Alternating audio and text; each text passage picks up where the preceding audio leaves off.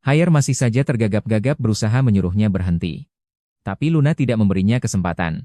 Dia langsung belak-belakan bilang kalau ini semua demi pengobatannya. Menghadapi keluhan Henry yang pasrah, dia sama sekali tidak rendah hati, malah langsung bilang dengan pede kalau dia sudah mempersiapkan segalanya demi menang. Luna langsung menerobos keluar kamar menunggu situasi mereda, akhirnya suasana jadi tenang. Luna berbaring di kasur, menatap langit-langit kamar. Otaknya cuma terpikir satu kalimat, tadi itu sebenarnya apa yang terjadi. Tampang Haiel tadi seperti terukir di kepalanya, mau dibuang pun tidak bisa. Luna berguling-guling di balik selimut, tidur pun tidak bisa. Ujung-ujungnya pas buka mata, hari ternyata sudah pagi. Suara kicauan burung pun terasa menjengkelkan. Setelah tersiksa semalaman, dia akhirnya menarik kesimpulan, tamatlah sudah, benar-benar kena insomnia. Harusnya, orang dengan status seperti Haiel ini sudah kenyang makan asam garam dunia, tapi semalam hanya karena masalah sepele itu. Reaksinya bisa seheboh itu. Luna makin berpikir makin merasa ada yang aneh, sebenarnya bagaimana jalan pikiran pria ini. Apa jangan-jangan, dia kelihatannya saja yang alim, padahal di dalam hatinya penuh dengan pikiran kotor? Belum sempat dia berpikir jernih, terdengar lagi ketukan pintu. Para pelayan datang tepat waktu untuk memberi salam. Luna menjawab asal saja, tak disangka pintu terbuka, sekelompok pelayan langsung masuk berbondong-bondong. Pagi-pagi begini mau apa sih? Perasaan memegang kendali atas segalanya itulah jati diri Luna yang sebenarnya. Saat sedang asyik bermain catur, Luna tiba-tiba dipanggil oleh ayahnya dengan terburu-buru. Para pelayan masuk dengan wajah antusias, bilang kalau Duke sudah menunggu dan ingin mengajak nyonya makan pagi bersama. Luna benar-benar syok, semalam sudah seberantakan itu, sekarang malah harus duduk berhadapan buat makan? Membayangkan tampang Haiel semalam saja, sudah membuatnya merinding geli. Makan bareng begini pasti bakal canggung sampai sesak napas. Sejujurnya, dia benar-benar malas pergi. Situasi eksekusi massal begini, siapa yang pergi pasti menderita. Tapi Luna tiba-tiba berubah pikiran, matanya mendadak terlihat agak berbeda. Karena Haiel yang mengajak makan duluan, berarti kejadian semalam tidak membuatnya jijik, malah mungkin itu pertanda baik. Ini kesempatan langka, harus segera dimanfaatkan selagi panas, supaya bisa menaklukkan Duke ini sepenuhnya. Dia langsung memerintahkan para pelayan untuk mengeluarkan baju yang paling cantik. Hari ini dia harus tampil mempesona di depan semua orang. Para pelayan pun penuh semangat, sibuk berdandan di sekitarnya, bertekad harus menampilkan sisi tercantik dari sang nyonya. Setelah semua siap, Luna mengenakan gaun panjang yang mewah. Dengan penuh percaya diri dia mendorong pintu ruang makan. Dia menatap Haiel di depannya, lalu menyapa dengan luwes, "Sudah menunggu lama ya, Duk." Begitu sampai, dia langsung dengar kabar buruk yang menyambar bak petir. Dia akan dijodohkan demi kepentingan politik. Luna tadinya mengira makan ini bakal berjalan lancar, tapi baru saja dia mau duduk. Haiel sudah mengerutkan kening dan buka suara. Dia melarang Luna duduk terlalu jauh, dan menyuruhnya duduk di sampingnya. Hati Luna mencelos. Dia membatin, apa pria ini kesambat? Pagi-pagi begini tumben mau dekat-dekat denganku? Saat dia sedang senang-senangnya mendekat, belum sempat duduk anteng, raut wajah Haiel berubah lagi. Langsung bikin dia bingung lagi. Haiel dengan tampang jijik menggeser posisi, lalu melontarkan kalimat dingin, terlalu dekat.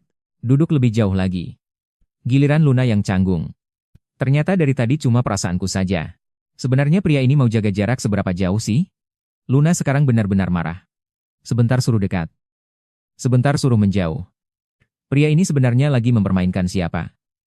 Dia menahan amarah sambil menggeser posisi. Dalam hati dia mengumpat, terserah deh.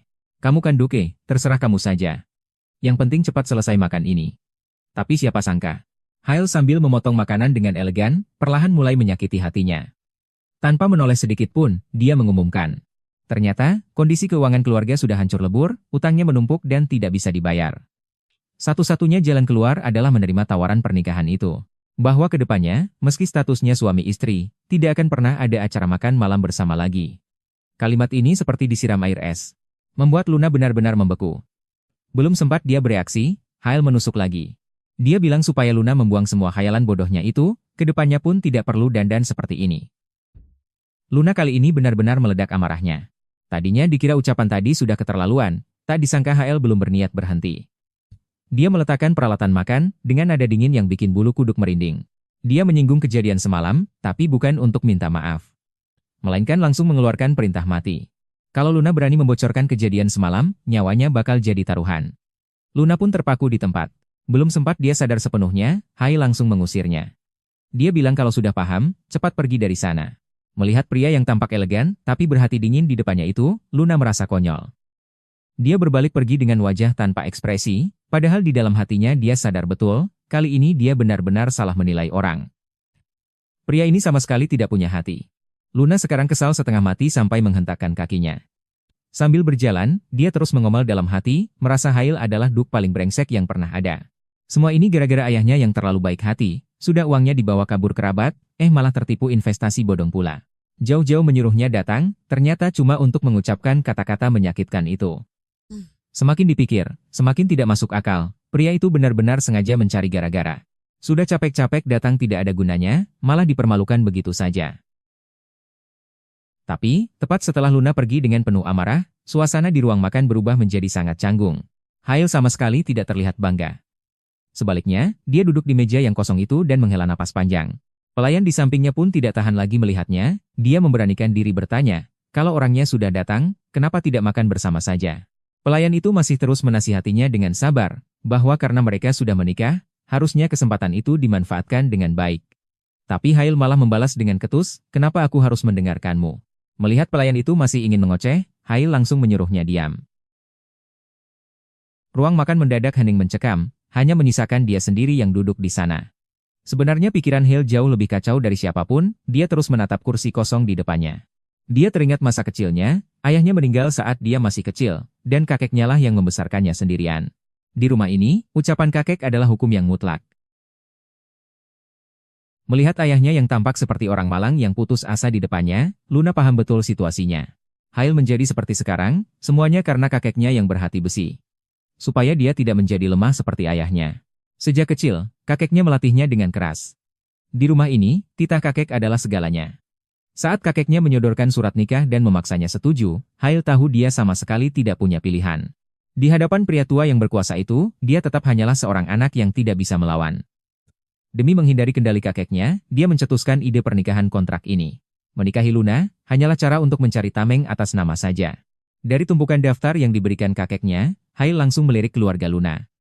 Karena dia menemukan kalau keluarga Kamin sedang kekurangan uang, dan baginya itu adalah kelemahan yang datang sendiri. Rencananya sudah matang, asal dia membantu melunasi hutang keluarga itu. Ditambah lagi memberikan bantuan dana yang besar, maka dia bisa mendapatkan pernikahan kontrak yang saling menguntungkan. Dengan begitu, dia bisa menyelamatkan keluarga Kamin sekaligus membuat pria tua di rumahnya merasa tenang. Hail pikir ini adalah bisnis yang pasti untung. Tapi dia tidak menyangka, rencana yang terlihat sempurna ini malah melenceng sejak awal. Pikiran Hail sekarang benar-benar kacau, yang terbayang hanyalah keberanian Luna tadi. Dia mengira wanita itu hanya sekadar objek transaksi, siapa sangka dia malah bertindak di luar dugaan. Mengingat kejadian tadi, pertahanan diri Hail benar-benar hancur.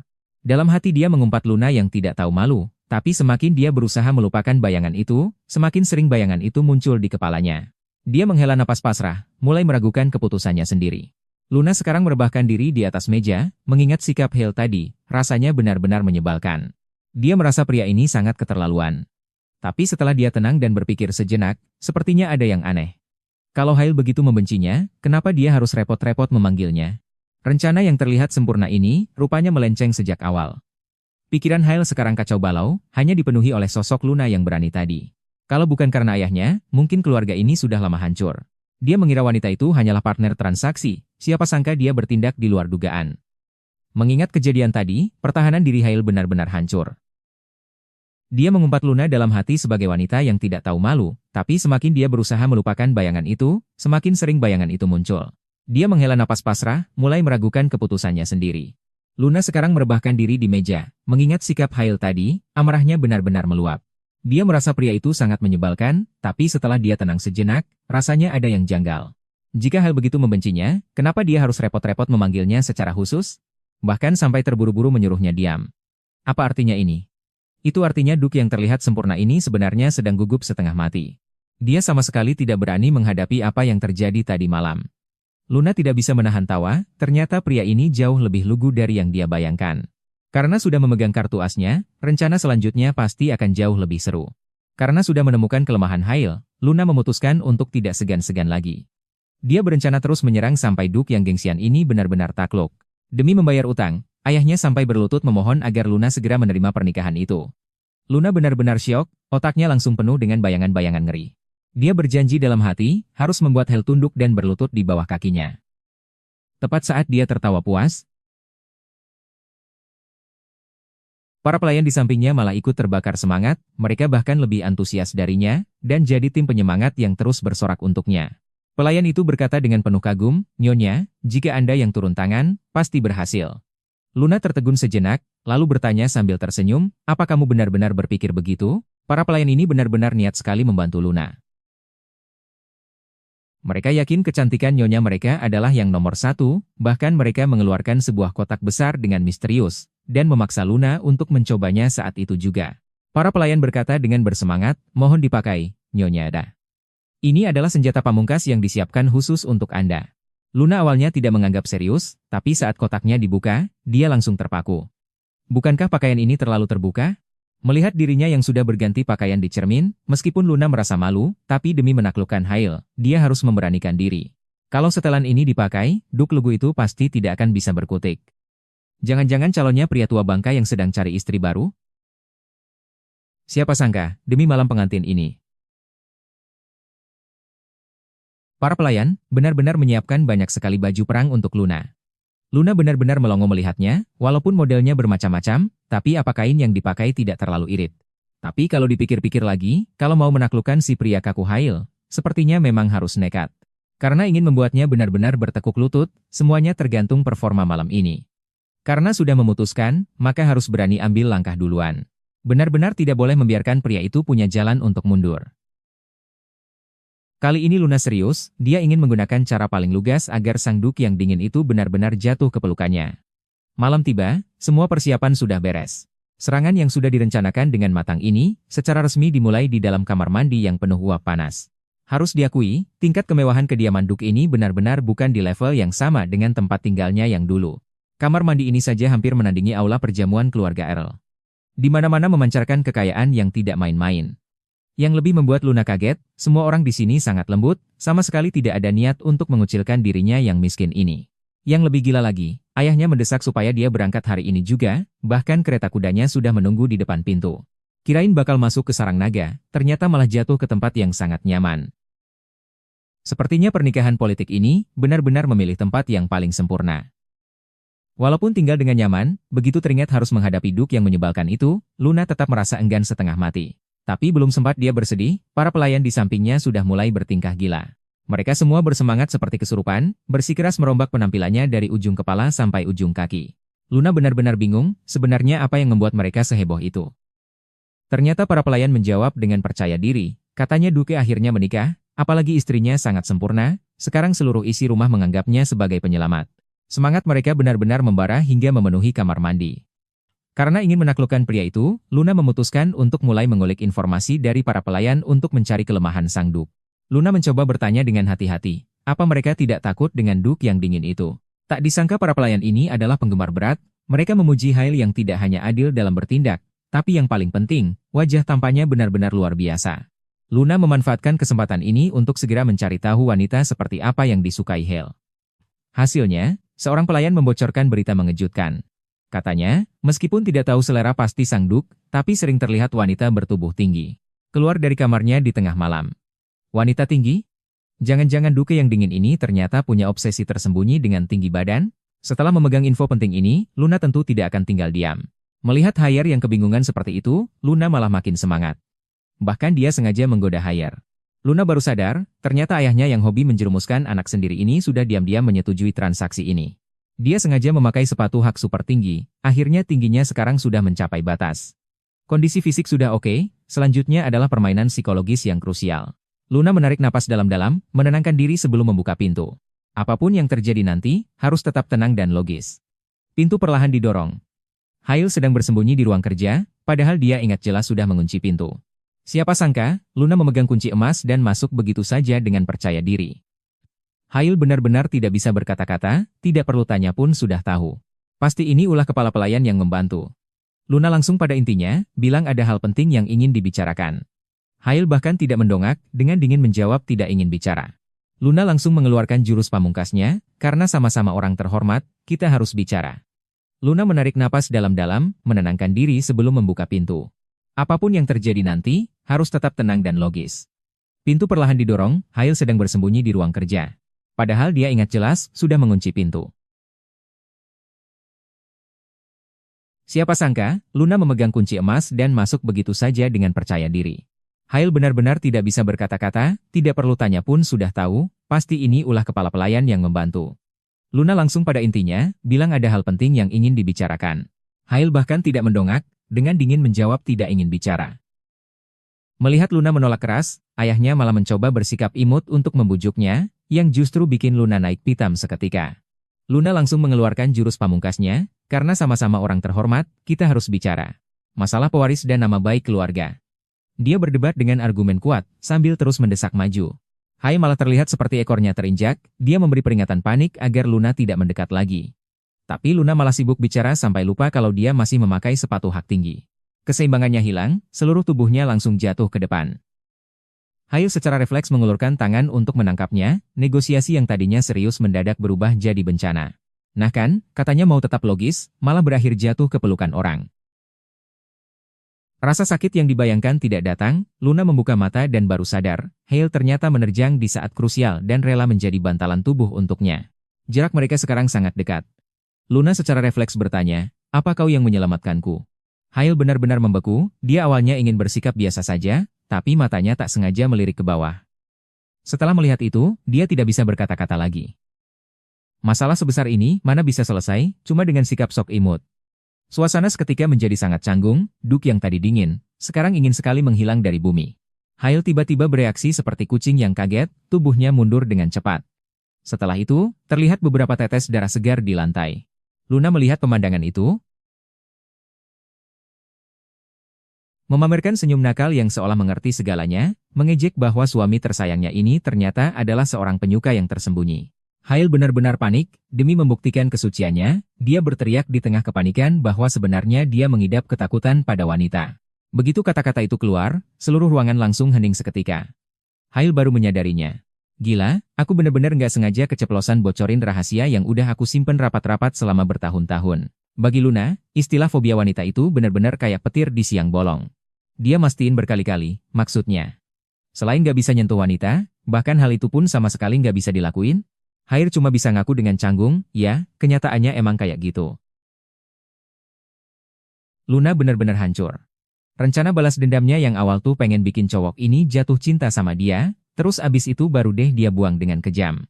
Karena cara halus tidak mempan, ayahnya mulai memainkan kartu moral, bilang kalau ini semua demi menyelamatkan keluarga, menekan Luna dengan beban pernikahan politik itu. Lah sekarang malah begini, disentuh aja nggak bisa, terus rencananya mau jalan gimana. Tapi Luna nggak ada niatan buat nyerah gitu aja. Kalau cara biasa nggak mempan, ya tinggal ganti taktik. Dia ngeliatin cowok yang lagi panik itu, dan otaknya langsung dapat ide. Karena kamu punya fobia, ya udah, aku bakal mulai dengan nyembuhin kamu. Semangat Luna langsung meledak-ledak. Karena cowok ini sakit, ya dia sendiri yang bakal jadi dokternya, pokoknya dia harus nyembuhin fobia wanita cowok ini. Tiba-tiba dia teriak, sayang. Hair kaget sampai gemeteran. Ngeliat Luna yang makin mendekat, dia cuma bisa mundur sambil mohon-mohon, mulutnya komat kamit, jangan deket-deket. Tapi Luna sama sekali nggak peduli, dia langsung pojokin Hair ke tembok. Pas Hair udah nggak bisa mundur lagi, Luna tiba-tiba ngulurin tangan buat nangkup wajahnya dengan lembut. Luna bisikin di telinganya, aku bakal sembuhin itu buat kamu. Awalnya Luna niat baik mau bantuin dia ngatasi fobianya. Siapa sangka reaksi cowok ini malah lebay banget, langsung kabur sejauh mungkin. Ngeliat sikapnya yang keras kepala gitu, Luna benar-benar speechless. Saat Luna hampir menyerah, ayahnya melempar bom kejutan lagi, katanya calon suaminya adalah pria hebat dengan profil yang luar biasa. Udah niat baik malah disalahin, Hair malah masang wajah dingin dan nolak, penyakit ini nggak bisa disembuhin. Lagian dia juga emang nggak niat buat sembuh. Nah kan, mau ngegombal malah kena mental. Sikap Hair benar-benar dingin banget. Bukan cuma nggak mau Luna ikut campur lagi, dia bahkan langsung ngusir Luna. Belum juga selesai ngomong, dia udah nggak sabar pengen pergi. Bahkan nggak kasih kesempatan buat ngejelasin. Pas pintu kamar dibanting tutup, kali ini Luna benar-benar kena batunya. Kayaknya buat naklukin cowok ini, semua jurus lama udah nggak mempan. Padahal baru kemarin berantem, besoknya, Luna harus mati-matian. Buat ketemu Hair. Suasananya canggung banget sampai rasanya pengen ngilang aja dari bumi. Tapi yang lebih gila lagi masih ada di depan. Di depan raja, Hair malah ngelempar bom besar. Bilang kalau mereka datang buat ngumumin kabar pernikahan. Calisto di sampingnya kelihatan santai-santai aja. Tapi Luna benar-benar melongo. Masalah hidup mati kayak gini, cowok ini berani-beraninya mutusin sendiri tanpa bilang-bilang. Raja kelihatan senang banget. Tunangan legendaris itu ternyata adalah Duke August yang punya kekuasaan tak terbatas. Bukan cuma ngucapin selamat atas pernikahan Hair di depan umum, dia juga manggil namanya dengan akrab, benar-benar kasih muka banget. Luna ngeliat itu semua dengan jelas. Hubungan mereka berdua pasti nggak sesederhana itu. Belum sempat dia mikir lebih jauh, perhatian Raja udah beralih ke dia. Menghadapi Duchess yang legendaris ini, Raja juga nggak berhenti kasih pujian. Dia terus muji selera Hair yang bagus karena bisa dapat wanita sehebat Luna. Luna pun dengan anggun memberi salam balasan. Citranya sejauh ini aman terkendali. Bahkan Hair yang selalu dingin pun, pas ngeliat Luna di sampingnya sekarang, dalam hati nggak bisa nggak kagum kalau dia emang hebat. Putra mahkota Kalisto langsung buka suara, dengan nada nyindir. Katanya dia iri sama Hair. Ya. Wajar aja karena urusan asmara sang putra mahkota jauh lebih banyak daripada si Hair yang kayak patung ini. Luna dalam hati mikir, putra mahkota ini emang gantengnya punya aura yang bikin deg-degan. Pantes aja dia populer banget di kalangan sosialita. Tapi omongan Raja selanjutnya yang bikin Luna benar-benar lihat sisi lain Hair. Ternyata Hair itu orang yang benar-benar tangguh. Kehilangan ayahnya di usia muda, tapi dia berjuang sendirian buat ngurus seluruh wilayah kekuasaan Duke. Begitu mendengar nama Duke August, amarah Luna yang tadi meledak-ledak langsung hilang tak berbekas. Bahkan dia juga udah banyak banget menorehkan prestasi di medan perang. Raja sampai bilang terang-terangan, Hair itu tipe orang yang bisa dia percaya dengan nyawanya. Kepercayaan kayak gini tuh langka banget di keluarga kerajaan. Dengar masa lalu Hair. Luna sempat ngerasa iba, mikir kalau hidup cowok ini susah juga. Tapi pas kepikiran itu belum hilang, otaknya malah penuh sama ancaman-ancaman dingin yang dia kasih pas pernikahan. Kayak bilang kalau dia cuma pajangan lah, sampai ancaman bakal dibunuh kalau berani bocorin rahasia. Sifat busuknya itu benar-benar bikin emosi naik. Luna langsung sadar lagi. Simpati ya simpati, tapi cowok ini emang beneran jahat. Akhirnya mereka berdua yang punya isi pikiran masing-masing, berdiri dengan jarak yang jauh banget di depan Raja. Saking jauhnya jarak di antara mereka, Raja langsung sadar ada yang nggak beres, terus ketawa sambil ngecengin, kalian pasangan pengantin baru, jangan bilang lagi marahan. Karena dicengin langsung sama Raja gitu, Hair dan Luna cuma bisa terbata-bata nggak bisa jawab. Ekspresi mereka yang serba salah itu malah bikin Raja ketawa makin kenceng. Raja jelas nggak niat buat lepasin mereka gitu aja, dia langsung bikin jebakan besar di tempat. Perubahan suasana hatinya cepat sekali. Bilang kalau emang nggak lagi marahan, nanti di pesta dansa berikutnya, kalian harus jadi pembuka dansa yang mesra. Padahal, pasangan ini pegangan tangan aja jarang banget. Sekarang malah harus pamer kemesraan di depan seluruh bangsawan. Ini sih benar-benar bikin jantung mau copot. Apalagi lihat Raja yang pasang muka seolah lagi nonton pertunjukan seru. Hill terpaksa memaksakan diri untuk setuju dan bilang kalau semuanya bakal baik-baik saja. Akting Hill benar-benar totalitas. Di depan Raja, dia malah menatap Luna dengan penuh perasaan dan bilang, nantikan tarian pembuka kita nanti. Luna sampai melongo dibuatnya. Belum sempat dia bereaksi, Raja malah makin menjadi-jadi, bilang kalau meskipun suami istri lagi bertengkar, seorang pria tetap harus menjalankan kewajibannya untuk mendampingi sang istri. Tak punya pilihan, Hill terpaksa mengulurkan lengannya. Luna pun hanya bisa pasrah dan menggandeng lengannya. Di mata orang lain, mereka terlihat seperti pasangan teladan. Tapi cuma Luna yang bisa merasakan kalau kondisi Hill saat ini benar-benar tidak beres. Dia terlihat sedang memaksakan diri sekuat tenaga, seolah bisa tumbang kapan saja. Begitu mereka keluar dari pandangan Raja, Hill langsung ambruk ke lantai seperti boneka yang talinya putus. Soalnya, Duke August ini adalah dewa perang legendaris di Kekaisaran. Umur 10 tahun sudah bisa mengalahkan ketua ksatria sendirian, benar-benar seperti orang yang pakai cheat. Hal yang paling dikhawatirkan Luna akhirnya terjadi. Pria ini ternyata benar-benar memaksakan diri. Saat Luna sedang panik, putra mahkota Kalisto tiba-tiba muncul. Dia seperti sudah tahu bakal ada masalah, dan langsung memapah Hill yang lemas untuk dibawa istirahat ke kamar tamu. Untunglah kejadiannya tidak sampai ketahuan. Kalau sampai Raja melihat kondisi Hill yang seperti ini, akting mereka tadi benar-benar bakal gagal total. Hill akhirnya membuka mata dan menyadari kalau dia sudah terbaring di tempat tidur kamar tamu. Sementara Luna masih setia berjaga di sampingnya. Melihat Hill sudah sadar, beban di hati Luna akhirnya terangkat. Melihat Hill yang baru saja siuman, Luna langsung tidak tahan untuk mulai mengomel. Dia bilang, kamu itu punya fobia wanita yang parah, kenapa masih nekat cari masalah di depan Raja hanya demi harga diri? Hill tahu dia salah. Dia hanya bisa menunduk dan meminta maaf pelan-pelan. Sambil menuangkan air untuknya, Luna tidak lupa menekankan. Tenang saja, demi menghindari gosip, aku sama sekali tidak menyentuh tubuhmu tadi. Mendengar itu, saraf Hill yang tegang, akhirnya sedikit rileks. Dia menerima gelas air itu, Legenda tentang dirinya tak terhitung banyaknya, bukan cuma berhasil menaklukkan perbatasan di usia muda, dia juga pria idaman semua wanita untuk dijadikan suami. Dan untuk pertama kalinya, dia mengakui kalau bantuan Luna kali ini sangat berarti. Luna hanya tersenyum. Dia tidak terlalu ambil pusing. Dia tahu betul, kenapa pria ini sampai senekat itu. Tidak lain karena dia tidak ingin mengecewakan raja. Sepertinya, dua orang yang punya rahasia masing-masing ini akhirnya mulai punya ikatan batin. Di dalam kereta menuju kota, Hill terus menatap Luna. Tatapannya seperti ingin mengatakan sesuatu tapi tertahan. Hal itu membuat Luna merasa risih. Akhirnya, Luna tidak tahan lagi. Keheningan yang tidak jelas ini, benar-benar lebih bikin stres daripada bertengkar. Dia langsung nekat dan memojokkan Hill ke dinding kereta. Dia menekan Hill di kursinya, dan menuntut agar dia bicara terus terang, tidak usah bertele-tele lagi. Ditatap sedekat itu oleh Luna, Hill akhirnya menyerah. Dia terbata-bata mengakui, dengan kondisinya yang sekarang, jangankan menari, untuk berdiri tegak saja dia sudah kewalahan. Siapa sangka, pria yang terus bimbang sejak tadi, akhirnya bicara dengan nada serius. Haier benar-benar sudah tidak punya pilihan, terpaksa membiarkan Luna yang memegang kendali. Kali ini Haier benar-benar tidak bisa kabur lagi. Wajahnya benar-benar standar tertinggi di kalangan bangsawan, Duke August ini. Dia menerima tawaran Luna sebelumnya, yaitu untuk membantunya menyembuhkan fobia tersebut. Mendengar itu, di permukaan Luna masih menjaga sikap anggunnya, tapi di dalam hatinya dia sudah bersorak gembira. Ini benar-benar kejutan yang tak terduga. Semuanya berjalan sesuai rencana.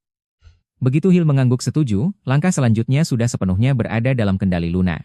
Melihat ekspresi Luna yang tidak bisa disembunyikan itu, Hill tiba-tiba merasa agak cemas. Dia merasa, jangan-jangan wanita ini sedang merencanakan sesuatu yang aneh. Luna berpura-pura polos dan bilang kalau dia hanya ingin membantu meringankan beban suami tercintanya. Dia bahkan menjamin kalau dia pasti bisa menyembuhkan fobia wanita yang diderita Hill. Hill duduk terdiam cukup lama, padahal sebenarnya dia sudah mulai ragu. Dia merasa tadi setuju terlalu cepat, seperti baru saja terjebak ke dalam perangkap. Tapi nasi sudah menjadi bubur, Luna sama sekali tidak memberinya kesempatan untuk menarik kata-katanya. Dia langsung membawa Hill masuk ke kamar. Saat Hill masih ragu, Luna sudah berganti pakaian dan dengan ceria melempar bom kejutan. Dia bilang, kalau mau sembuh, jangan lamban, ayo cepat buka bajumu. Dia adalah idola semua sosialita kekaisaran.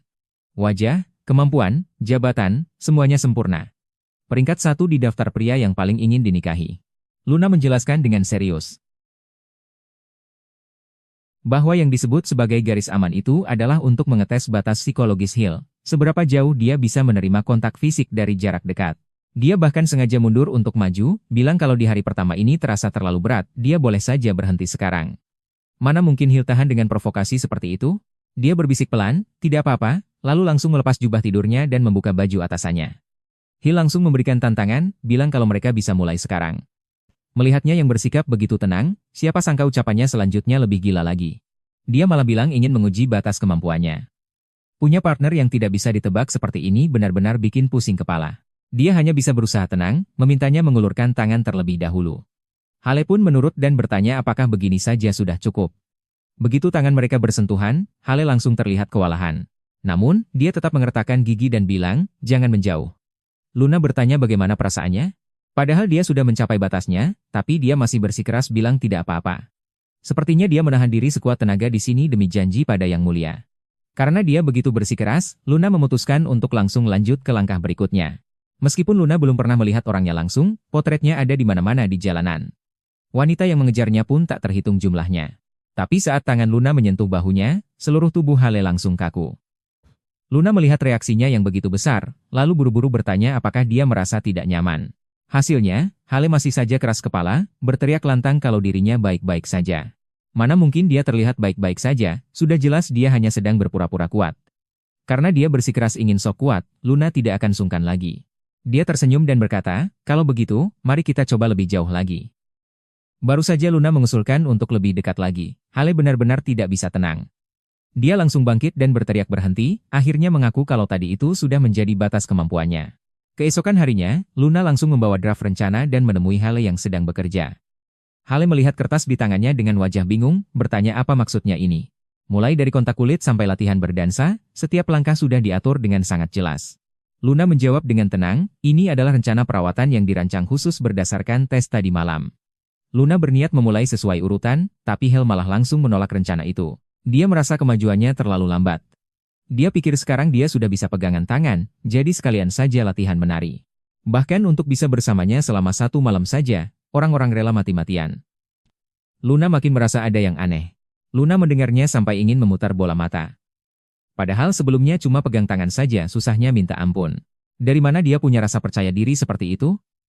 Namun, Hale segera menyadari ada yang tidak beres pada baris terakhir draft rencana itu. Dia bertanya, apa maksud dari poin tentang ciuman ini?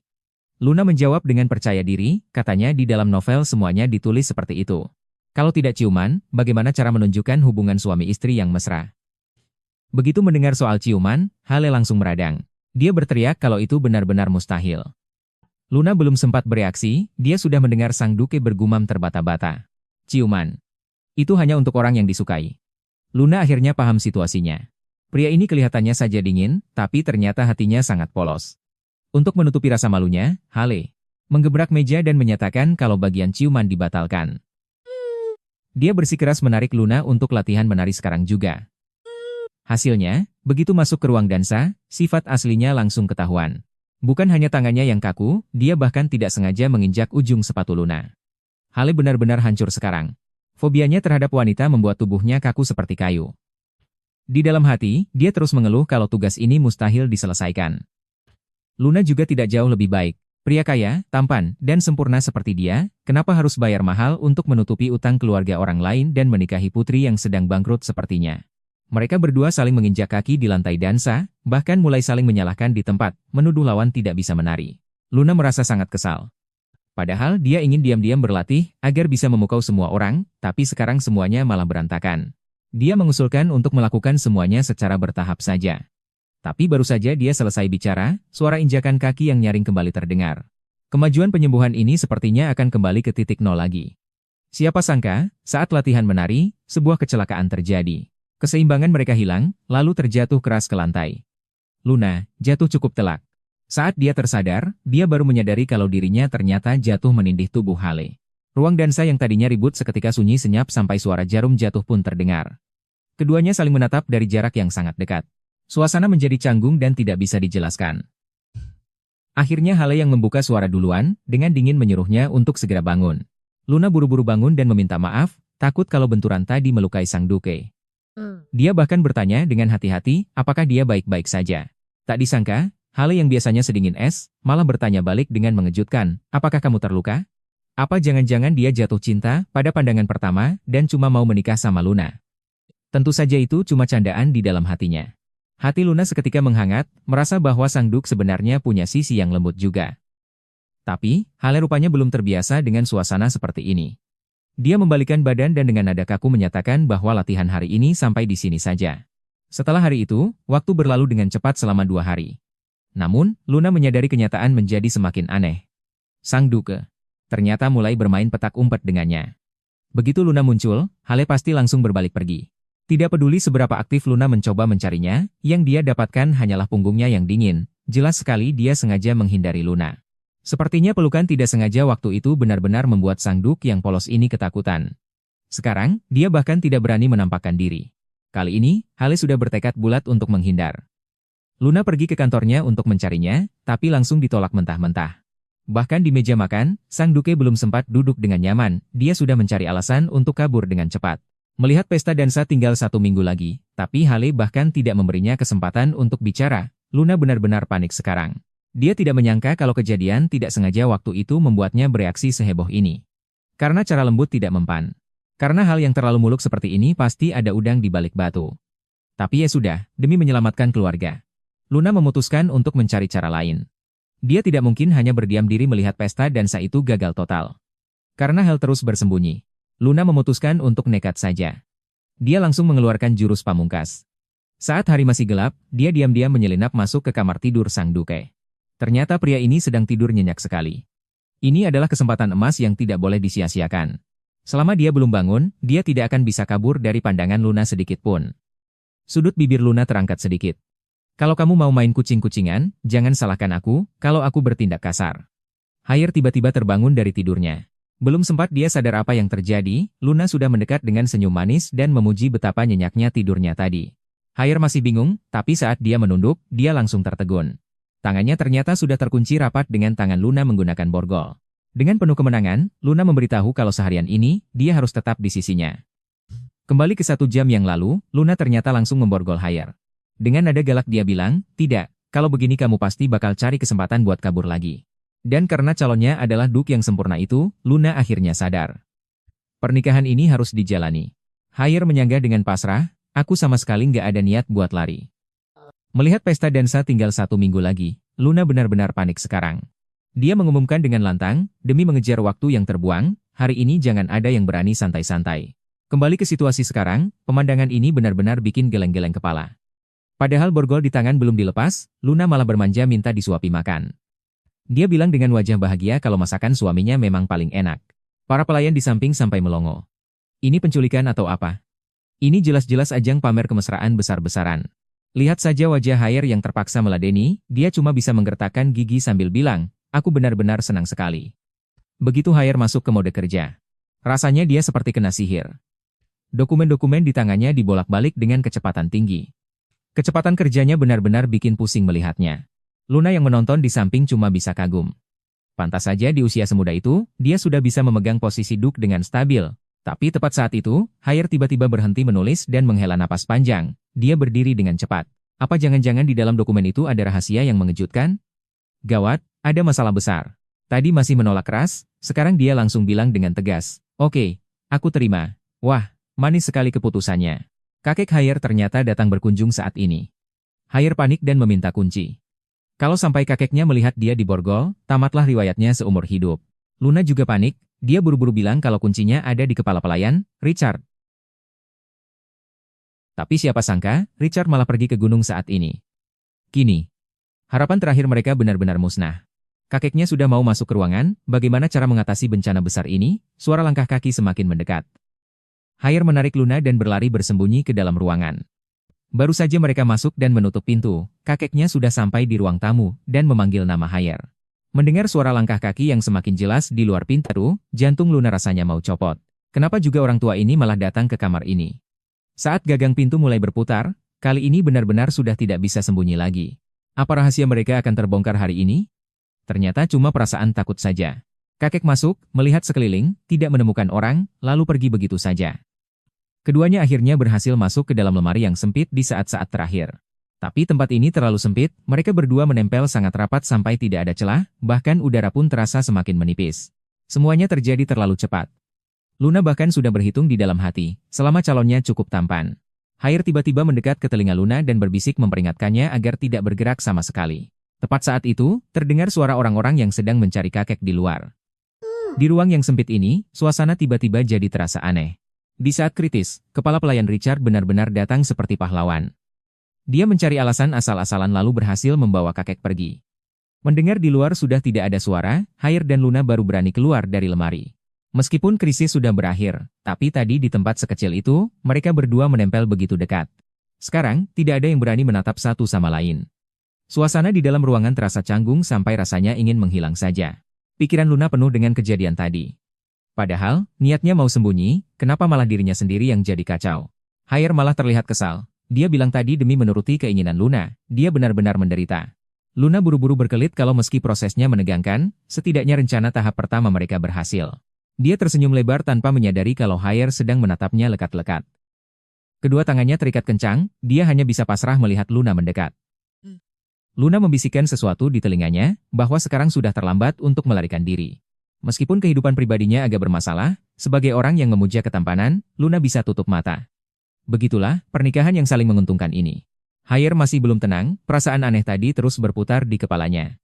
Namun saat dia membuka pintu kamar, dia langsung mematung di tempat. Luna ternyata sedang memeluk bantal, duduk dengan santai di atas tempat tidurnya. Menghadapi pertanyaan Haier, dia malah beralasan dengan keras kepala, katanya selama dia belum tidur, hari ini belum berakhir. Kali ini Haier benar-benar sudah tidak bisa marah lagi. Menghadapi wanita yang suka mengakal-akali seperti ini, dia benar-benar tidak punya pilihan. Luna sudah bertekad untuk tetap tinggal. Menggunakan alasan pengobatan, dia bersikeras kalau tidur di sampingnya bisa membantu pemulihan Haier. Meski Haier merasa ini sangat tidak masuk akal, tapi melihat jaminan tulus dari wajah Luna. Pada akhirnya, dia cuma bisa memijat pelipisnya dan membiarkan Luna melakukan sesuka hati. Luna senang bukan main, otaknya langsung berputar menyusun rencana licik. Mana ada orang tidur seperti itu? Luna langsung menyelinap masuk ke bawah selimut, lalu dengan wajah manisnya mengucapkan selamat malam pada Haier. Meninggalkan Haier sendirian, yang sedang meragukan hidupnya. Luna tidur sangat nyenyak, bahkan sebelum terlelap pun dia masih sempat menyusun rencana. Dia harus memanfaatkan kesempatan ini untuk menaklukkan Haier sepenuhnya. Melihat wanita di sampingnya yang langsung tertidur pulas, Haier hanya bisa mendesah pasrah. Dimulai dengan kecepatan yang luar biasa. Pindah adegan, Luna sudah mengenakan gaun pengantin putih yang indah. Wanita ini benar-benar tidak punya rasa takut. Tapi harus diakui, cara Luna yang nekat itu ternyata benar-benar manjur.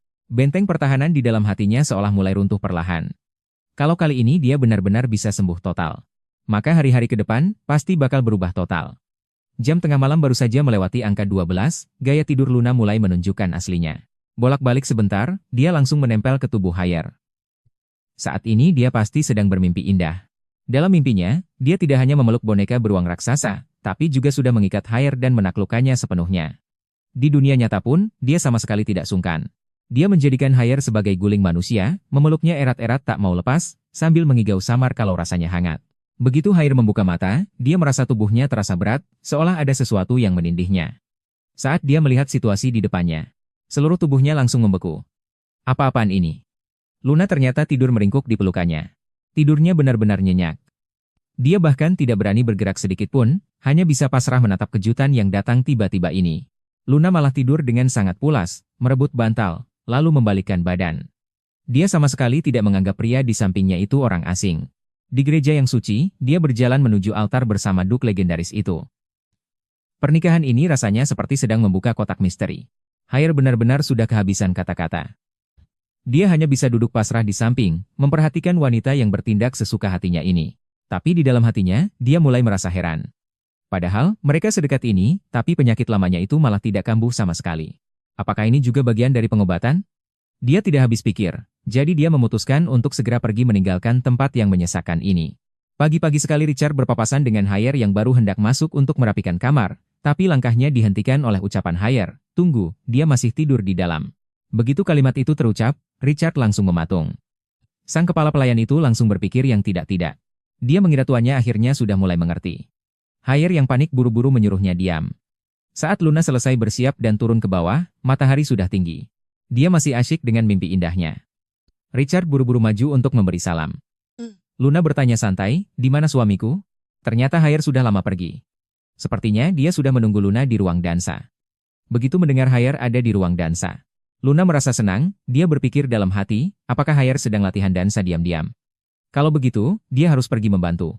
Latihan berdua pasti jauh lebih seru. Tapi sebelum dia sampai di depan pintu, suara musik yang merdu sudah terdengar dari dalam. Sampai upacara hari ini, Luna baru pertama kali melihat wajah asli suaminya. Tapi dia sudah punya rencana sendiri. Hatinya semakin penasaran. Kenapa latihan sendirian saja, harus sampai menyewa orkestra? Dengan rasa ingin tahu, dia mendorong pintu besar itu. Tapi pemandangan yang tersaji di depan matanya membuat dia langsung membeku di tempat, bahkan untuk bicara pun tidak bisa. Haier memang sedang latihan dansa, tapi di pelukannya justru ada wanita lain. Menatap wanita berambut hitam di lantai dansa itu, kepala Luna berdengung keras. Dia tiba-tiba teringat gosip dari para pelayan. Mungkinkah dia adalah kekasih sang duke yang sering dibicarakan itu? Semuanya kini masuk akal. Melihat gerakan mereka yang natural saat berdansa, Haier sama sekali tidak menunjukkan reaksi menolak. Bahkan keningnya pun tidak berkerut sedikit pun. Haier sama sekali tidak menunjukkan reaksi menolak, bahkan keningnya tidak berkerut. Luna sekarang benar-benar paham. Ternyata penyakit anehnya itu tergantung orangnya. Jika berhadapan dengan orang yang dia sukai, dia sama sekali tidak bermasalah. Sepertinya dia selama ini memang terlalu khawatir. Luna sedang asyik menonton sampai kakinya terpeleset, dan dia jatuh tersungkur dengan keras. Suaranya cukup nyaring, membuat dua orang di lantai dansa itu menoleh serempak. Benar-benar memalukan sekali. Mau dia pria seperti apapun, yang penting setelah menikah, status sebagai doca sudah di tangan. Luna terpaksa bersikap tegar, menyapa mereka dengan canggung, sementara otaknya berputar cepat. Karena pria ini sudah punya kekasih baru, apakah rencana balas dendamnya akan gagal sebelum dimulai? Tidak bisa. Baik itu hanya secara status maupun serius, jangan harap ada yang berani menghalangi jalannya. Karena selir ini suka membuat masalah, maka dia harus mencari cara untuk menyingkirkannya dari sisi Haier. Luna tidak pura-pura lagi, dia langsung menerjang maju dan merangkul lengan Haier, menyatakan kepemilikannya di depan umum. Haier di sampingnya mencoba menjelaskan, tapi Luna sama sekali tidak memberi kesempatan, dia hanya ingin mengusir wanita penggoda ini. Dia menatap tajam wanita berambut hitam itu dengan senyum manis yang penuh dengan aura permusuhan, lalu langsung bertanya siapa sebenarnya dia. Tapi siapa sangka, wanita di depannya itu bukannya marah, malah menunjukkan senyum yang penuh arti. Dia menatap Luna sambil bergumam, mengatakan bahwa Luna hidup jauh lebih baik daripada yang dia bayangkan. Nada bicaranya terdengar seperti kenalan lama. Luna benar-benar terpaku, suara ini kenapa terdengar familiar. Mungkinkah wanita ini adalah orang yang dia kenal? Tepat saat Luna hendak mengamuk, si cantik berambut hitam di depannya tiba-tiba melepas wignya, dan wajah yang terpampang ternyata adalah wajah yang mulia Callisto. Hari-hari ke depan pasti dia yang akan memegang kendali. Saat dia merasa semua sudah dalam genggaman, Duke Haier yang legendaris itu. Sekarang giliran Luna yang benar-benar tercengang, ternyata sang pangeran agung adalah seorang pria yang suka berdandan jadi wanita. Callisto justru santai banget. Sambil senyum, dia jelasin kalau semua ini demi Eklas. Habisnya, fobia sosial Eklas yang parah itu bikin dia benar-benar rugi kalau harus datang ke acara sosial. Jadi, setiap kali Eklas butuh pasangan dansa, Callisto rela turun tangan langsung, menyamar jadi perempuan demi nutupin sobatnya itu. Luna akhirnya paham semuanya. Pantesan Eklas nggak masalah pas kontak fisik sama dia, ternyata bukan kekasih beneran, tapi dua pria lagi akting buat ditonton seisi kota. Luna nggak nyangka banget, seorang putra mahkota yang agung, mau-maunya ngelakuin hal sejauh itu demi Eklas. Callisto malah ngerasa ini praktis banget, katanya dengan dandan begini bukan cuma bantu teman, tapi juga bisa ngehindarin cewek-cewek sosialita yang nyebelin, sekali dayung dua pulau terlampaui. Luna langsung narik napas lega setelah dengar itu, ternyata cuma salah paham. Selama bukan saingan cinta beneran, ya semuanya bisa diatur. Gerak-gerik kecilnya malah ketahuan sama Callisto. Dia ngeliatin Luna sambil senyum-senyum misterius, nanya kenapa dia kelihatan lega banget. Dia akhirnya berbalik. Visualnya benar-benar serangan visual dari segala arah. Aura dinginnya langsung menenggelamkan semua orang di sekitarnya. Belum sempat Luna bereaksi, Callisto malah ngajak dia dansa, nawarin diri buat ngajarin Luna langsung. Luna jelas kaget bukan main, diajarin langsung sama putra mahkota, pesta dansa nanti pasti bakal bikin semua orang terpukau. Ingat kejadian sebelumnya yang selalu nginjak kaki Eklas, Luna akhirnya bisa tenang. Dengan putra mahkota yang mimpin irama, dia akhirnya bisa latihan dansa dengan benar. Sikap gentleman Callisto emang gak ada obatnya, satu ajakan elegan, langsung bikin suasana jadi makin intens. Mereka berdua dansa dengan sangat kompak di lantai dansa. Callisto sambil dansa terus muji-muji, bilang kalau Luna punya sense ritme yang bagus, malah dibilang jenius dalam berdansa. Luna pun jadi kesenangan dipuji terus. Luna bilang itu karena yang mulia ngajarnya bagus. Mereka berdua asyik ngobrol, sampai lupa kalau ada Eklas di sebelah yang dianggurin kayak udara. Eklas cuma bisa ngelihatin dari jauh, ngelihat Luna dan Callisto lagi asyik ketawa ketiwi. Perasaan Eklas jadi nggak enak, dia ngerasa pemandangan tadi bikin hatinya benar-benar nggak nyaman. Tapi dua orang di sana sama sekali nggak sadar sama hawa dingin yang muncul. Callisto masih aja ngerangkul pundak Luna sambil muji-muji dia. Melihat wajah itu dari dekat, Luna akhirnya percaya kalau semua rumor berlebihan itu ternyata benar adanya. Luna meski bilang terima kasih, di dalam hati masih deg-degan, ngerasa belum paham sepenuhnya sama langkah dansa yang rumit. Begitu Callisto ngelihat peluang, dia langsung ngusulin ganti lagu yang tempo lambat, niatnya mau ngajarin pegang tangan buat latihan lagi. Luna langsung berbinar matanya pas dengar itu, buru-buru ngangguk setuju. Wah, makin gawat nih, mereka berdua jadi makin nempel. Eklas yang ngelihat di samping udah nggak bisa nahan emosi lagi. Pas Luna mau ngiyain ajakan Callisto, Eklas akhirnya meledak. Dia langsung nyamber maju dan nyengkeram pergelangan tangan Luna kenceng banget. Tenaganya kuat banget, sampai narik tubuh Luna ke arahnya. Eklas bisikin ke telinganya, suaranya dingin banget sampai bikin merinding. Dia ngomong tegas, orang yang bakal dansa sama kamu, cuma aku. Sikap agresif yang tiba-tiba ini bikin Luna bingung, dia benar-benar nggak paham apa yang terjadi. Eklas malah pakai alasan yang dibuat-buat, katanya latihan sama Callisto nggak ada gunanya, latihan sama dia jauh lebih efisien. Mana ada efisiensi, itu mah jelas-jelas cemburu buta. Ketampanan sang duke ini memang bukan isapan jempol. Tapi tepat saat mereka hendak berpegangan tangan, gerakan HL tiba-tiba membeku. Callisto di samping malah senyum-senyum licik, kayaknya drama selanjutnya ini bakal makin seru buat ditonton.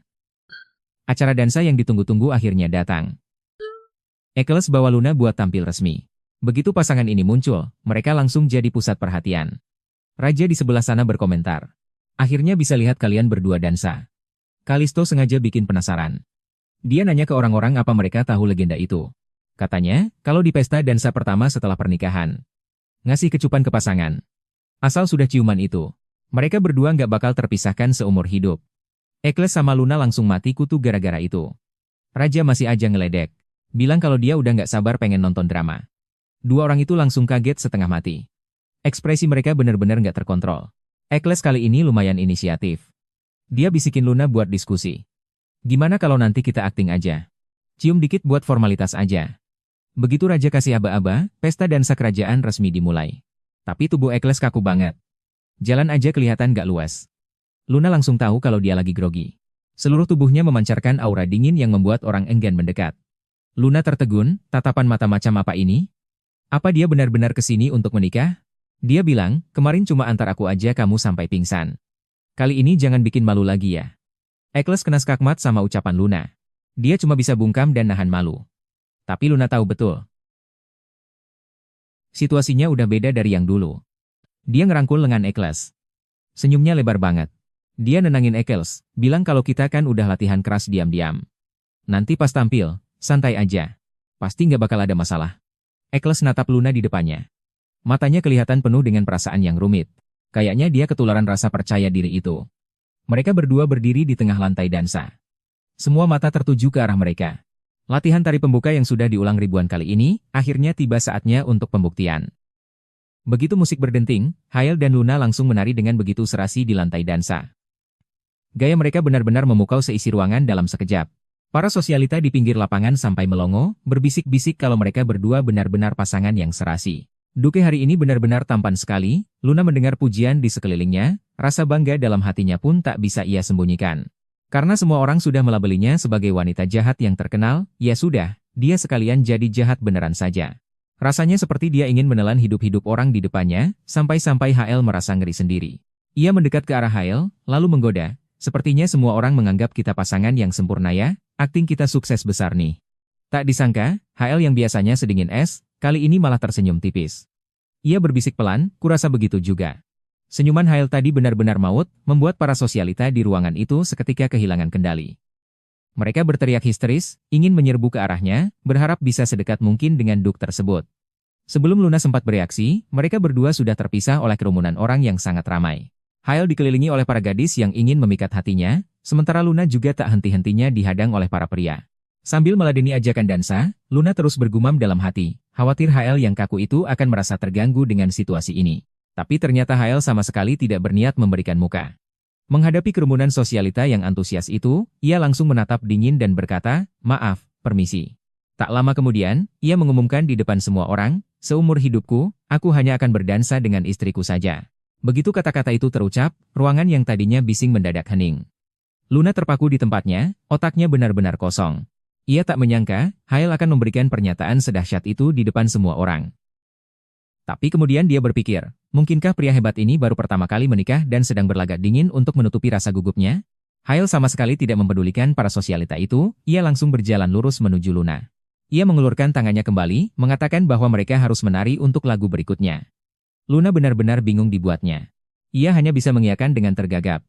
Di saat itu juga, ia merasa jantungnya seakan mau copot. Setelah mereka sampai di tempat yang lebih sepi, Luna mengira Hael hanya sedang berakting. Ia memuji pelan betapa hebatnya Hael tadi melindunginya. Terima kasih sudah membantuku menyingkirkan orang-orang menyebalkan itu, siapa sangka Hael malah berbalik dengan wajah serius dan bertanya omong kosong apa yang ia bicarakan. Ia menatap mata Luna dalam-dalam, dan menjelaskan kata demi kata, aku tidak sedang bersandiwara. Selain Luna, aku tidak ingin berdansa dengan siapapun.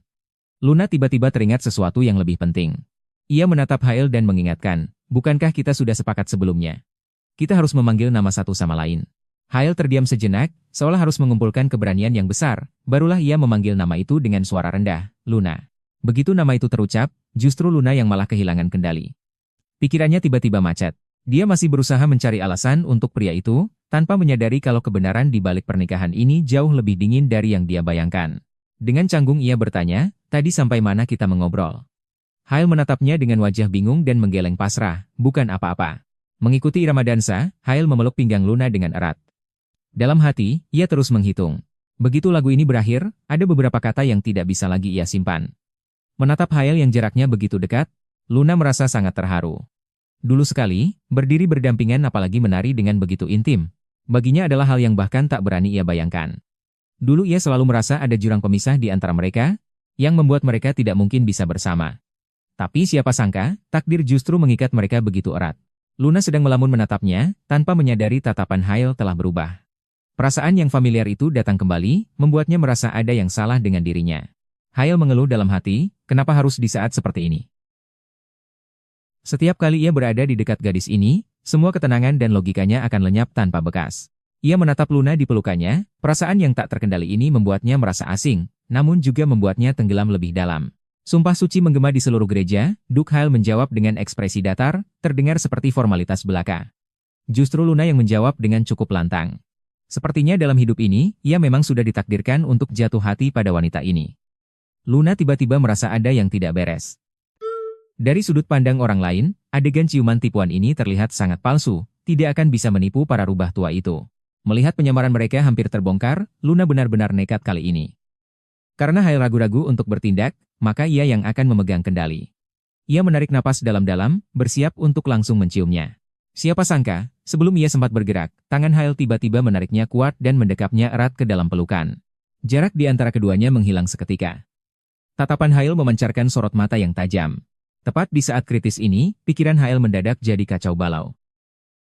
Ia merasa urusan ciuman seperti ini, setidaknya harus dilakukan dengan orang yang benar-benar disukai, bukan? Namun sebelum ia sempat memikirkannya lebih jauh, tubuhnya sudah bereaksi lebih dulu. Menatap Luna yang sudah begitu dekat di depan mata, segala keraguannya pun sirna seketika.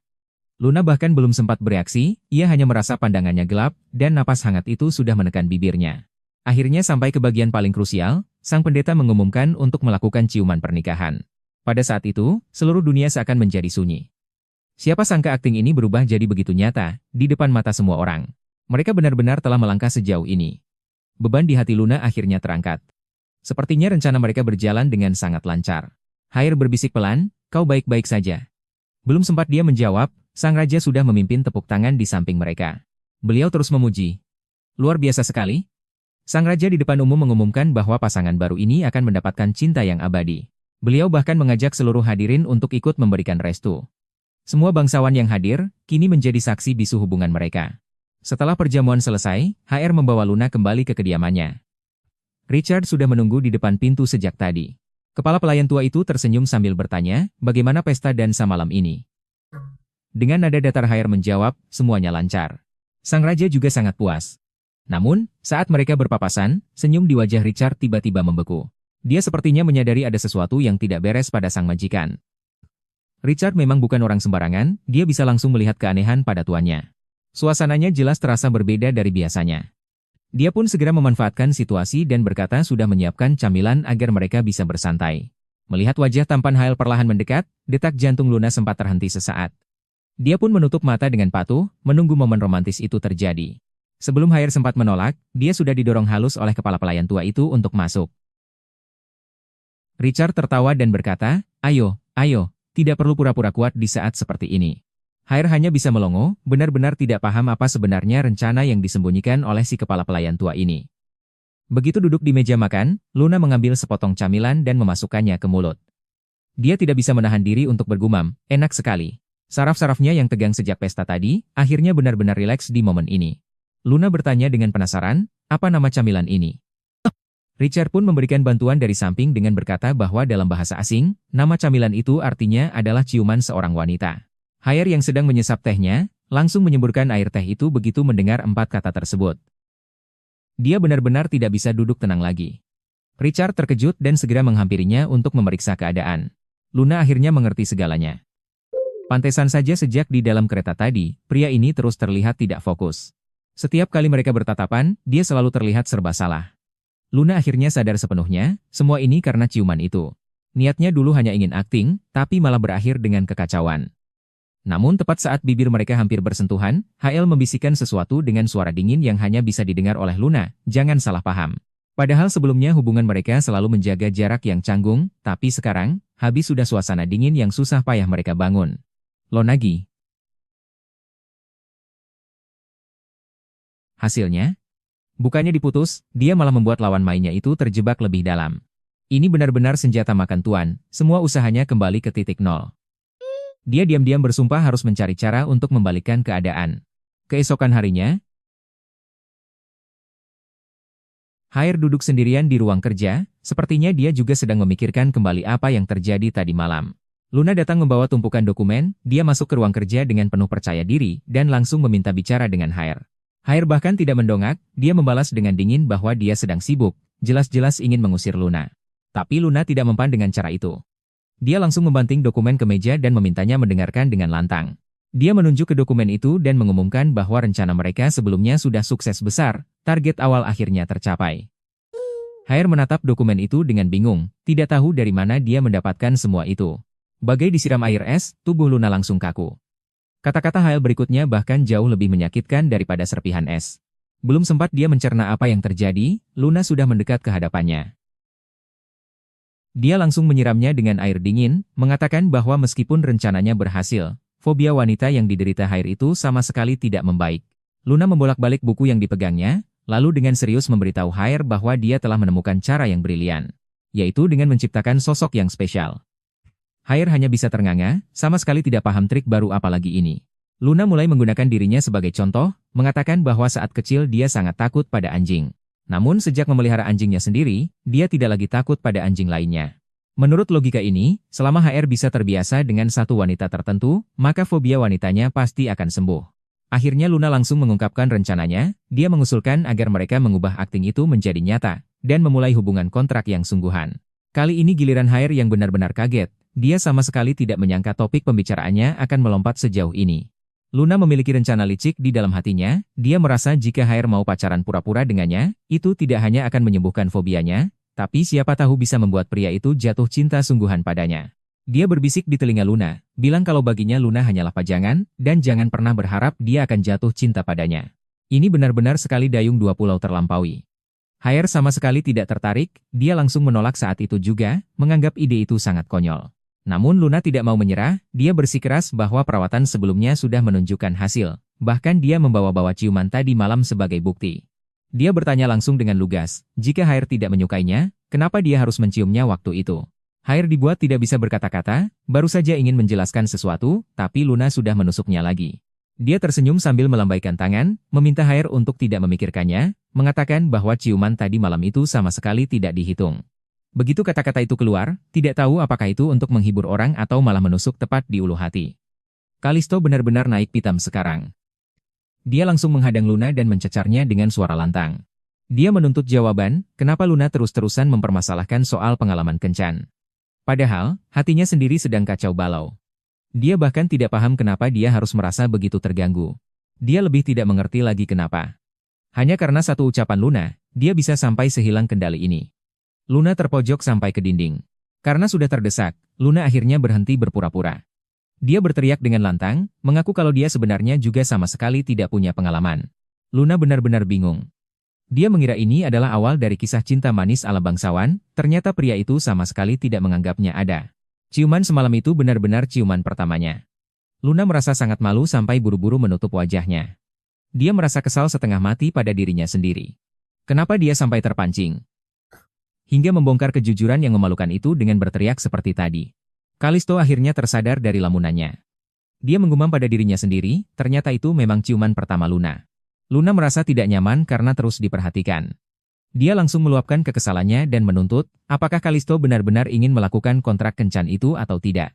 Kali ini Kalisto tidak lagi menolak. Dia memanfaatkan kesempatan yang diberikan Luna dan mengakui bahwa perawatan sebelumnya memang ada hasilnya. Mencoba cara baru mungkin saja efektif.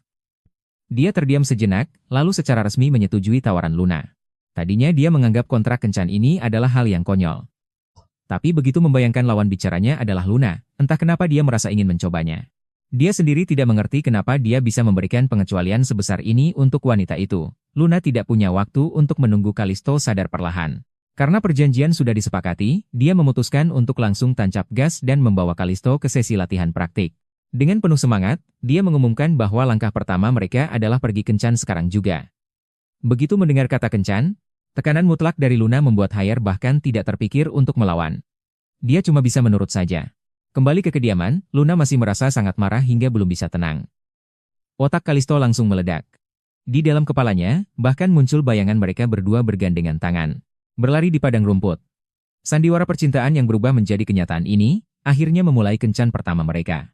Siapa sangka, Seluruh alur kencan yang sempurna ini ternyata disusun oleh si ahli asmara, Kalisto. Destinasi pertama adalah toko makanan penutup. Tapi saat Kalisto melihat daftar rencana di tangannya, seluruh tubuhnya menegang. Dengan wajah terkejut, dia bertanya, maksud dari bergandengan tangan sebagai kekasih ini sebenarnya harus seperti apa? Sekarang giliran Luna yang merasa canggung. Bagaimana dia harus menjelaskan hal ini padanya? Demi membuat si kaku ini paham, Luna langsung menunjuk pasangan kekasih di pinggir jalan sebagai contoh langsung. Dia dengan santai mengulurkan tangan, saatnya mereka beraksi. Meskipun reaksinya sedikit lambat, Kalisto tetap dengan patuh menyambut uluran tangannya. Begitulah, dua orang yang sama sekali tidak punya pengalaman ini akhirnya melangkah di kencan pertama mereka. Saat benar-benar bersentuhan, jantung Kalisto mulai berdegup kencang. Dia merasa tangan pasangannya terlalu kecil dan lembut, sampai takut kalau dia sedikit saja mengerahkan tenaga, tangan itu akan hancur. Namun, Hael masih saja dengan sikap dinginnya, bahkan dia balik bertanya, memangnya kau belum sadar sebelum datang ke sini? Sikap yang serba hati-hati ini langsung terbaca oleh Luna. Saat ditanya, dia buru-buru memalingkan wajah dan bersikeras kalau tidak terjadi apa-apa.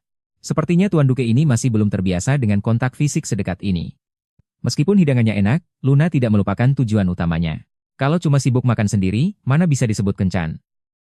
Dia melirik pasangan di sebelahnya, langsung mendapat ide, dan minta mencicipi porsi milik Kalisto. Siapa sangka pria polos ini reaksi pertamanya justru ingin memesankan porsi yang baru. Luna benar-benar kehabisan kata-kata dan terpaksa mengingatkannya. Kita ini sedang kencan, tahu. Kalisto akhirnya paham. Dia tidak hanya mulai menyuapi Luna dengan inisiatif sendiri, rakanya pun terasa sangat alami. Saat Luna sedang asyik makan, dia tiba-tiba mengulurkan tangan untuk menyeka sisa makanan di sudut bibir Luna. Dia bahkan sempat menjilat jarinya sendiri. Aksi ini benar-benar membuat Luna salah tingkah. Katanya punya fobia terhadap wanita. Tadinya ingin membuat lawan jenisnya berdebar, malah dirinya sendiri yang kehilangan kendali. Situasi ini benar-benar tidak terduga.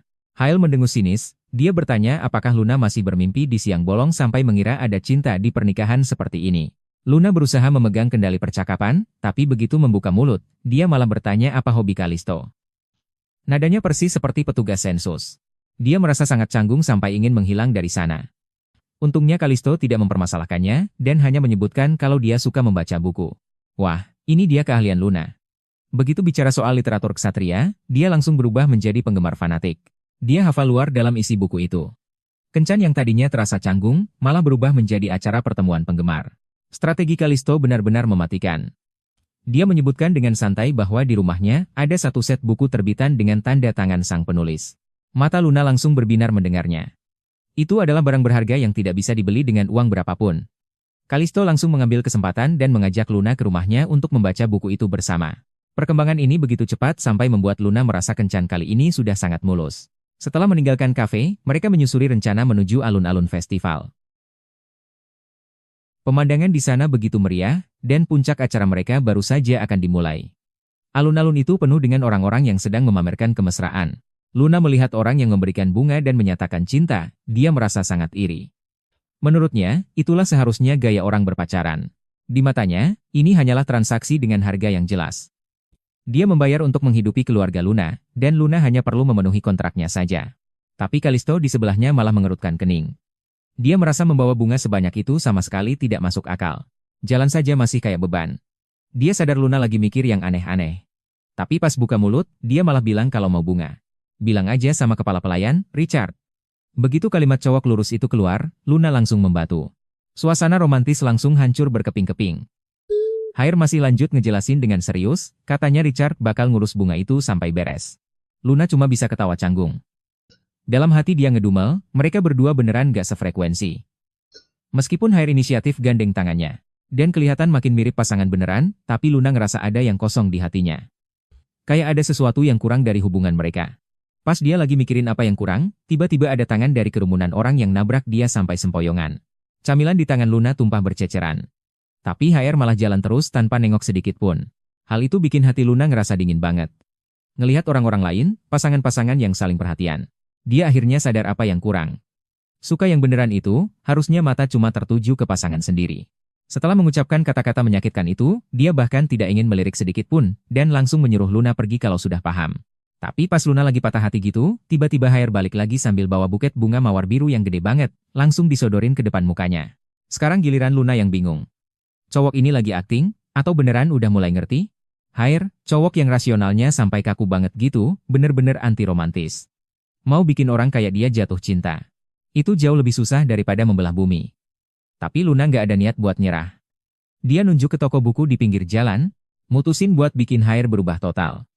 Dengan semangat dia ngumumin, dia bakal pakai novel romantis buat ngebimbing Hair memahami dunia perasaan orang yang lagi jatuh cinta. Hair walaupun bingung setengah mati, tapi tetap aja ditarik masuk ke toko buku. Apa buku panduan cinta ini beneran bisa nyelamatin dia? Kebetulan di depan toko buku lagi ada acara. Kalau pasangan ikut lomba, mereka bisa bawa pulang buku sakti soal cinta, yang bahkan nggak bisa dibeli pakai uang. Mata Luna langsung berbinar pas lihat itu. Ini beneran materi yang cocok banget buat Hair. Tanpa babi bu, dia nunjuk Hair dan langsung narik dia buat daftar. Luna dengan antusias narik Hair, langsung lari ke tempat pendaftaran lomba pasangan. Selama hidupnya, Luna tidak pernah diperlakukan seperti ini. Dia berusaha sekuat tenaga berjalan keluar ruangan, dan baru berani meluapkan emosinya saat sudah tidak ada orang.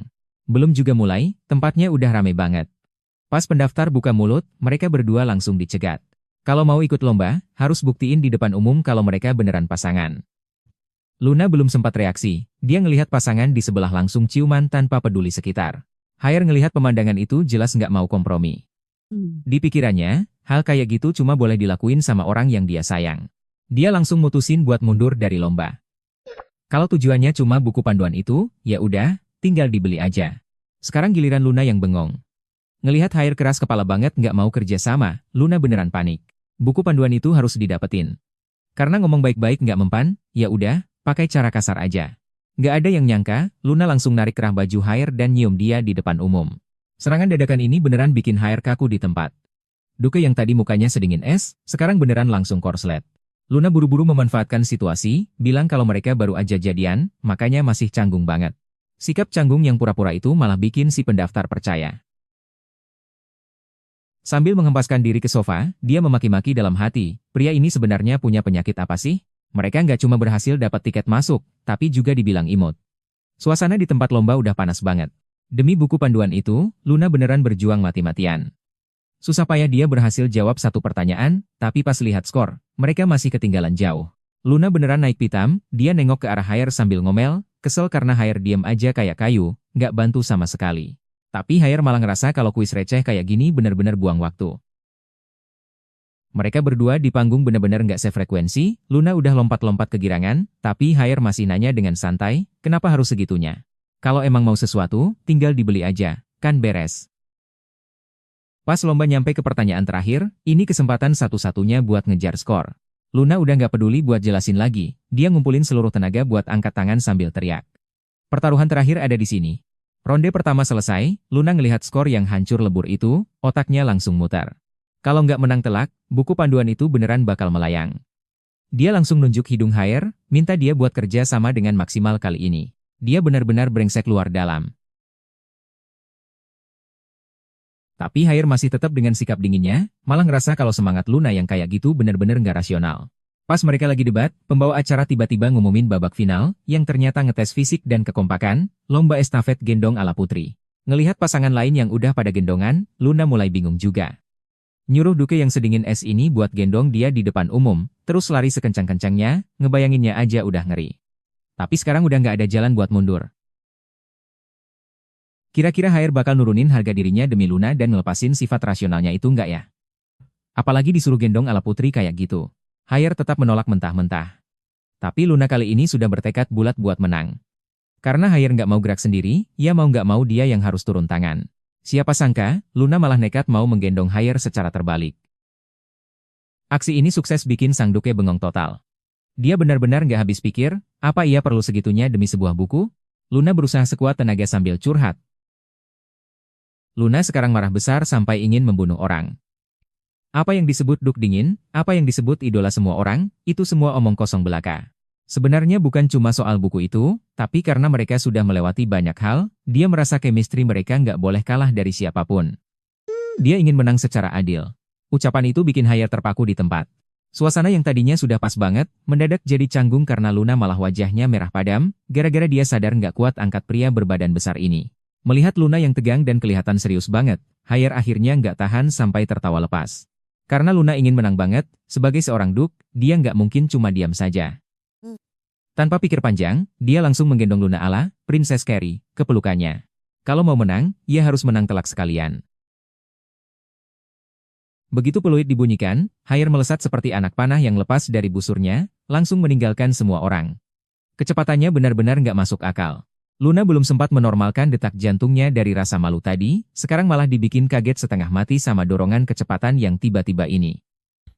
Ini namanya bukan lari lagi. Ini mah namanya terbang rendah. Haier terus melesat sambil memeluk Luna, dan dengan santainya mereka langsung menyabet gelar juara. Luna kegirangan sampai loncat-loncat dan terus-terusan minta maaf ke Haier. Meskipun Haier bilang usaha kayak gini nggak ada gunanya, tapi pas melihat Luna sebahagia itu, dia malah merasa sesekali melakukan ini, nggak buruk juga. Citra Haier di matanya sudah benar-benar hancur. Dia bersumpah akan membuat pria itu membayar mahal, dan menyesal telah dilahirkan ke dunia ini. Pas mereka mau ambil hadiah, pembawa acara mendadak bikin suasana jadi tegang, katanya demi membuktikan mereka pasangan beneran, mereka harus menyelesaikan satu misi spesial di depan umum. Luna belum paham apa-apa, lalu dia melihat kartu di tangan pembawa acara. Bukti pasangan asli, katanya. Jangan-jangan disuruh ciuman di depan umum. Permintaan pembawa acara ini benar-benar bikin heboh. Masa harus ciuman dulu baru boleh ambil hadiahnya? Luna benar-benar kaku. Skenarionya nggak ada bagian ini. Pas dia lagi bingung harus gimana, Haier tiba-tiba mendekat ke telinganya. Berbisik pelan, kamu benar-benar mau buku itu? Iya kan? Belum sempat Luna menjawab. Haier langsung mengangkat dagunya perlahan. Dan memberikan ciuman lembut di keningnya. Gerakannya sangat halus dan natural. Langsung bikin suasana penonton meledak. Haier menatap pembawa acara dengan dingin. Sambil bertanya, apa ini sudah cukup sebagai bukti? Aura intimidasi itu langsung bikin lawannya terdiam. Pembawa acara buru-buru menyerahkan hadiah utamanya. Setelah perjuangan keras, buku antik yang selama ini diincar akhirnya ada di tangan. Luna menatap hadiah di tangannya. Dia merasa pengorbanan kecil tadi. Sepertinya cukup sepadan. Meski tadi sempat heboh banget, tapi melihat hadiah yang berat ini di pelukannya. Siapa sangka, gadis yang terlihat anggun dan polos ini, sebenarnya cuma pura-pura. Namun setelah tenang sejenak, dia berpikir, sekarang dia tidak punya uang dan tidak punya kuasa, bagaimana cara membalas dendam? Hati Luna rasanya berbunga-bunga. Akhirnya bisa mempelajari dengan benar, apa itu arti romansa yang sebenarnya. Haier di sampingnya tampak sangat tenang. Dia sama sekali nggak sadar, kalau materi belajar yang Luna maksud ini. Isinya agak-agak aneh. Meskipun banyak kejadian tak terduga, drama pura-pura kencan ini akhirnya selesai dengan sukses. Luna bukan cuma dapat barang yang dia mau, tapi juga memastikan satu hal. Yaitu, pria bernama Haier ini. Benar-benar tipe yang susah untuk ditaklukkan. Jarak sedekat tadi yang nggak bisa dihindari sampai sekarang. Masih bikin dia merasa aneh. Tapi sekarang bukan waktunya mikirin itu. Karena barang berharga sudah di tangan. Rencana yang sebenarnya harus segera dimulai malam ini. Sebenarnya ada apa dengan pria ini? Padahal sudah dapat petunjuk kunci, dia malah merasa semua masalah ini terjadi karena awalnya nggak jujur. Luna benar-benar nggak bisa diam lagi, ini bukan soal jujur atau nggak jujur. Ini karena dia benar-benar nggak ngerti apa itu pacaran. Supaya kepala kayu ini bisa terbuka, Luna langsung mode guru, mulai mengajar. Karena kamu merasa logika itu yang paling penting, ya sudah, ayo kita hitung baik-baik. Tepat saat itu, sindiran Haier terngiang lagi di telinganya, katanya pernikahan ini sama sekali tidak ada cinta. Di mata Haier, selama status dan uang aman, bicara jujur itu nggak ada masalah. Tapi dia melewatkan satu hal penting, yaitu air mata pasangannya. Kalau kamu benar-benar mencintai seseorang, mana tega bikin dia sedih cuma gara-gara kejujuran. Haier hampir nggak percaya, ada orang yang rela berkorban sebegitu besarnya cuma buat sebuah senyuman. Baginya itu sama sekali nggak masuk akal. Luna langsung menepuk papan tulis, makanya, itu yang nggak dimengerti sama orang sepertimu. Demi melindungi orang yang dicintai, meski hal itu nggak masuk akal, dalam cinta, itu namanya romantis. Ucapan itu bikin Haier termenung. Dia tiba-tiba teringat, dia juga pernah melakukan hal serupa. Apa jangan-jangan? Ini yang namanya jatuh cinta? Tapi sebelum mereka selesai merenungkan hidup, Luna iseng membuka buku berharga itu, dan langsung mematung di tempat. Isi buku ini. Apa nggak terlalu vulgar? Siapa sangka ini ternyata novel dewasa. Melihat deskripsi berani di dalam buku itu, dua anak muda yang minim pengalaman ini, dunianya benar-benar hancur seketika. Haier bahkan mulai meragukan dunia ini, apa hubungan pria dan wanita di dunia nyata, benar-benar seintens ini. Luna tiba-tiba mendapat ide cemerlang. Karena kau pikir tidak ada cinta, maka aku akan membuatmu jatuh cinta setengah mati padaku. Padahal tadi dia sempat sok tahu bilang kalau semua orang melakukan ini, sekarang Luna malah merasa panik bukan main. Apa? Ahli percintaan? Dia itu sebenarnya cuma orang polos yang nggak tahu apa-apa. Dulu dia pikir cuma dengan baca beberapa novel romantis, dia bisa mempermainkan pria sesuka hati. Siapa sangka, buku-buku itu ternyata cuma bacaan buat anak kecil. Di dunia orang dewasa, kenyataannya begitu liar sampai-sampai dia meragukan hidupnya sendiri. Hail juga nggak jauh beda. Meskipun dari luar kelihatan tenang, di dalam hatinya sudah kacau balau kayak benang kusut. Ini pertama kalinya dia menghadapi situasi seperti ini. Tepat saat suasana jadi canggung banget, tiba-tiba Luna dapat ide cemerlang. Kalau baca buku saja nggak paham, kenapa nggak langsung praktik saja? Dia mengusulkan supaya mereka berdua benar-benar masuk ke peran, jadi tokoh utama pria dan wanita di novel itu, biar bisa merasakan semuanya secara mendalam. Nah, ini baru menarik. Dua orang yang sama sekali nggak punya pengalaman, harus akting pakai naskah yang isinya adegan dewasa. Langsung gas.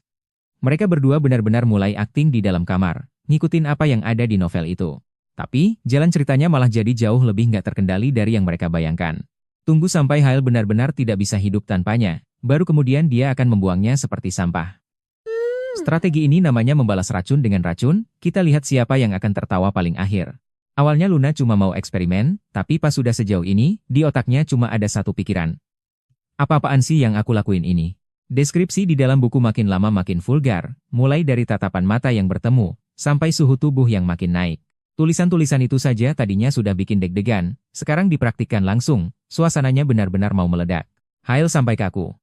Dia mati-matian bilang ke diri sendiri buat tenang, ini cuma akting, cuma akting. Tapi pas lihat Luna di depannya, dia sadar dia nggak bisa menahan diri lagi. Tanpa sadar tangan mereka saling bertautan, saat jari-jari mereka saling mengunci, adegan fiktif di novel itu rasanya jadi nyata banget. Tepat di momen yang paling krusial, Hail tiba-tiba berhenti. Meskipun mulutnya bilang belum waktunya, siapa saja bisa lihat kalau akting ini diterusin, situasinya benar-benar bakal nggak bisa dikendalikan lagi. HL yang dulu itu terkenal sebagai pria sedingin es. Mau wanita manapun yang mendekat, dia pasti refleks langsung menolak. Benar-benar tipe yang jaga jarak banget. Bahkan kalaupun Luna pakai baju terbuka sebelumnya, di matanya itu nggak ada bedanya sama udara kosong. Duke HL, bersiaplah untuk menelan ludahmu sendiri saat kau jatuh cinta nanti. Dia selalu merasa, seumur hidupnya dia nggak akan punya gairah sama siapapun. Tapi belakangan ini, semuanya jadi aneh. Apalagi sekarang pas mereka lagi akting ngikutin novel, perasaan aneh itu bikin seluruh tubuhnya terasa panas terbakar. Dialog di dalam novel masih berlanjut. Mulai dari ciuman di leher, sampai hawa tubuh yang menyatu, Luna benar-benar melakukannya, dia langsung menempel ke arah Hail. Hail benar-benar panik sekarang. Sambil mendorongnya dan bertanya dia mau ngapain? Di dalam hati dia terus mengutuk diri sendiri, apa otaknya sudah rusak. Sampai bisa bereaksi sekuat ini sama latihan konyol seperti itu. Rasa kehilangan kendali ini bikin dia merasa dalam bahaya besar. Tapi tubuhnya malah kayak membeku, sama sekali nggak bisa lepas dari adegan ini. Suara HL kedengaran beda banget dari biasanya. Dia berbisik memperingatkan Luna buat nggak gerak-gerak, jelas latihan yang disebut praktik ini sudah bikin dia hampir mencapai batasnya. Luna yang belum sadar apa yang terjadi, masih tanya dengan polosnya, kamu kenapa?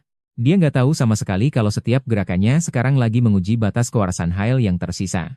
Luna sudah memutuskan, dia akan membalaskan perlakuan memalukan Hail padanya dengan cara yang sama persis. Hail mengerang pelan, tubuhnya tegang seperti busur yang ditarik maksimal. Dia mencengkeram spray erat-erat, mencoba menahan gejolak emosi yang tak terkendali itu. Tapi kedekatan Luna menjadi pukulan terakhir yang menghancurkan pertahanannya. Hail akhirnya nggak tahan dan berteriak, menyuruhnya berhenti bergerak sama sekali. Luna langsung bingung total. Di novel nggak ada adegan ini sama sekali. Tadinya cuma mau akting ngikutin buku, tapi situasinya sudah benar-benar kelewat batas. Melihat Hail yang makin mendekat, di kepalanya cuma ada satu pikiran. Bercandanya benar-benar sudah terlalu jauh. Hail menatapnya tajam, sorot matanya membawa tekanan yang belum pernah dia lihat sebelumnya. Luna merasa ngeri dan nggak bisa menahan diri buat tanya pelan. Kenapa menatapnya dengan tatapan seperti itu? Hail nggak menjawab, dia cuma perlahan menundukkan badannya. Di wajah yang tadinya sedingin es itu, sekarang cuma ada ekspresi menahan diri yang hampir runtuh. Dia memanggil namanya dengan suara rendah. Pas suasananya sudah sampai titik ini, tiba-tiba ada suara sapaan dari luar pintu. Mereka berdua langsung panik bukan main. Hail membeku total. Apa yang sebenarnya dia pikirkan tadi? Biarkan dia merasakan rasanya dicampakkan. Karena pria ini selain tampan, sama sekali tidak berguna, maka jangan salahkan dia jika nanti berbalik kejam. Hampir saja semuanya jadi nggak bisa diselamatkan. Luna bahkan butuh waktu lama buat sadar kembali, otaknya benar-benar berantakan. Kejadian tadi benar-benar seperti mimpi. Richard menunggu di luar dengan terburu-buru, katanya ada surat mendesak dari raja yang harus segera diserahkan langsung ke tangan mereka berdua. Pas Richard bicara begitu, suasananya jadi canggung luar biasa. Dia malah nanya apakah dia mengganggu? Hal itu bikin mereka berdua nggak tahu harus jawab apa. Pas suratnya dibuka, isinya malah bikin mereka makin melongo. Raja setelah melihat pesta dansa tadi, ternyata senang banget sampai mau kasih hadiah. Luna benar-benar nggak percaya sama apa yang didengarnya. Ini mana bisa dibilang hadiah biasa. Ini jelas-jelas niatnya mau mengirim mereka buat bulan madu. Hale tertegun saat memegang surat itu. Tak disangka, Raja mau meminjamkan villa kerajaannya khusus untuk mereka berdua tinggali. Sepertinya kali ini mereka benar-benar tidak bisa menghindar. Perjalanan bulan madu ini sepertinya bakal jauh lebih merepotkan dari yang dibayangkan. Luna pikir Hale pasti tidak tertarik, tapi mana dia tahu, Hale sekarang isi kepalanya cuma soal kata bulan madu itu. Saat Hale masih bimbang, Luna juga menerima surat dari rumah. Tapi surat ini benar-benar bagaikan petir di siang bolong. Kita lihat saja nanti, konsekuensi membuat dia marah itu sangat mahal harganya. Ayahnya yang bikin pusing itu, lagi-lagi kena tipu di luar sana. Katanya mau cari uang buat kasih ke anaknya, malah berakhir terlilit utang segunung. Utang. Luna benar-benar pusing 7 keliling. Dengan utang keluarga sebanyak itu, apakah dia harus bicara terus terang ke HL? Ini benar-benar sulit. Kalau langsung minta uang, bukannya malah terlihat memanfaatkan perasaannya? Luna sama sekali tidak mau melakukan itu. Demi melunasi utang keluarga, Luna tiba-tiba terpikir satu cara buat cari uang. Bukankah tempat bulan madu itu penghasil batu aurora yang harganya selangit? Barang ini kan barang rebutan di kalangan sosialita. Asal curi-curi kesempatan ambil stok pas lagi liburan, terus dijual balik, utang itu sih bukan masalah besar. Memikirkan itu, sikap Luna berubah 180 derajat. Dia lari ke depan Hale dan berteriak. Ayo kita pergi bulan madu. Hale sampai bengong. Tadi saja wajahnya mendung sekali, kok tiba-tiba jadi semangat begini. Hale pikir Luna mengkhawatirkan kesehatannya. Karena sudah sampai di titik ini, Hale tentu saja tidak punya alasan untuk menolak. Tapi mana dia tahu, bulan madu Luna ini sebenarnya misi berburu tambang buat kayak mendadak. Tak terasa tiba malam pengantin, Hale benar-benar tidak menunjukkan batang hidungnya. Luna berbaring sendirian di tempat tidur yang dingin, tapi ini semua sudah dalam dugaan Luna. Begitu sampai di tempat tujuan, Luna terpaku tak percaya. Ini mana ada villa liburan biasa. Ukurannya saja sudah seperti kastil kecil. Melihat bangunan megah berkilauan di depannya, Luna girang bukan main seperti anak kecil. Dia menarik tangan Hale sambil terus terkagum-kagum, bilang tempat ini persis dunia di dalam dongeng. Saat masuk ke dalam, dekorasinya bikin mata tak sanggup berpaling. Luna mengangkat gaunnya dan berkeliling, benar-benar tenggelam dalam kejutan yang luar biasa ini. Hale menanggapi dengan lembut di sampingnya. Meskipun dia biasanya selalu terlihat dingin, melihat Luna begitu bahagia, sudut bibirnya pun ikut terangkat tipis. Menatap punggung Luna yang ceria, mata Hale penuh dengan kelembutan. Sepertinya perjalanan bulan madu ini memang keputusan yang tepat. Luna tertawa lebar sekali, terus-menerus memuji Hale, bilang kalau bisa liburan ke sini itu sungguh luar biasa. Hale menatap senyumnya dan merasa hatinya ikut hangat. Tapi siapa sangka, di balik senyum Luna itu, isinya cuma hitung-hitungan cari uang. Dia memanfaatkan momen saat Hale tidak memperhatikan, lalu sibuk menatap peta buat meneliti lokasi tambang batu aurora. Semakin dingin pria itu, rencananya akan semakin menarik. Di buku bilang area danau dan bebatuan adalah tempat yang paling mudah buat cari barang. Luna lagi asyik membaca, tiba-tiba Hale mendekat dan bertanya. Kamu memperhatikan peta itu sudah lama sekali, apa ada tempat yang ingin kamu kunjungi? Hampir saja rahasianya terbongkar. Luna buru-buru mengalihkan pembicaraan, menunjuk lokasi di pinggir danau pada peta, dan dengan lantang mengajak, ayo kita jalan-jalan ke sana. Hale tidak berpikir macam-macam dan langsung setuju. Tapi mana dia bisa menebak? Luna bukannya ingin menikmati pemandangan, dia cuma sedang buru-buru mau ke danau buat nambang emas. Setelah menemukan ada titik tambang besar di dekat sana, Luna tidak bisa tenang sedetik pun. Ini kesempatan bagus buat mengintai, tidak boleh dilewatkan. Hale masih sibuk membolak-balik panduan wisata buat cari rute, Luna langsung main tarik saja, menyeretnya lari keluar. Saat sampai di pinggir danau, pemandangannya memang indah bukan main. Air danau jernih bagaikan cermin, memantulkan seluruh langit di dalamnya. Mulut Luna sibuk memuji keindahannya, tapi isi kepalanya cuma memikirkan cara buat turun ke air cari tambang. Tanpa banyak bicara, dia langsung mengangkat ujung gaun panjangnya. Di depan teman masa kecilnya, Henry, Luna benar-benar jago dalam berpura-pura lugu padahal aslinya licik. Melihat Hale yang tidur begitu pulas, Luna bergumam dalam hati. Kelakuan itu bikin Hale, yang di sampingnya melongo. Mana ada putri bangsawan yang berani-beraninya telanjang kaki dan melompat ke air di tempat umum begitu. Hail mau melarang tapi sudah terlambat. Melihat Luna yang sudah menginjak air, Hail mematung di tempat. Dia tidak menyangka istri barunya punya sisi yang seberani ini. Luna sekarang benar-benar kesenangan. Dia menjinjing gaunnya di dalam air sambil menoleh ke arah Hail dan berteriak. Bilang airnya sejuk sekali dan rasanya nyaman di kaki.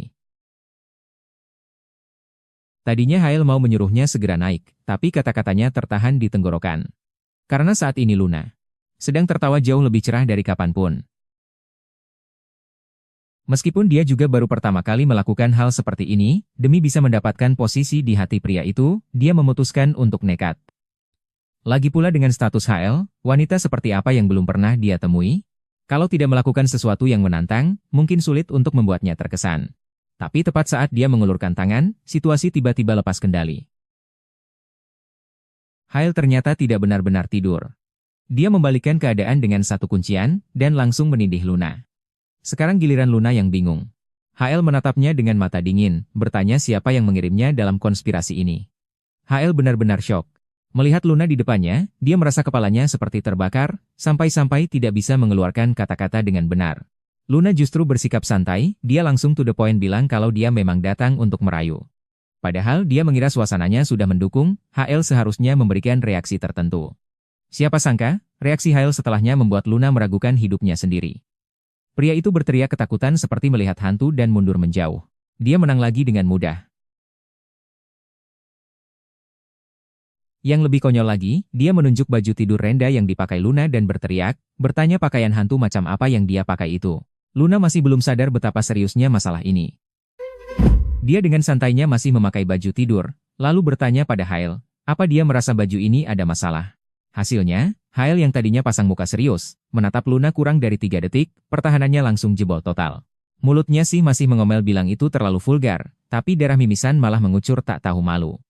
Melihat Hail yang kacau balau begitu, Luna benar-benar dibuat bingung 7 keliling.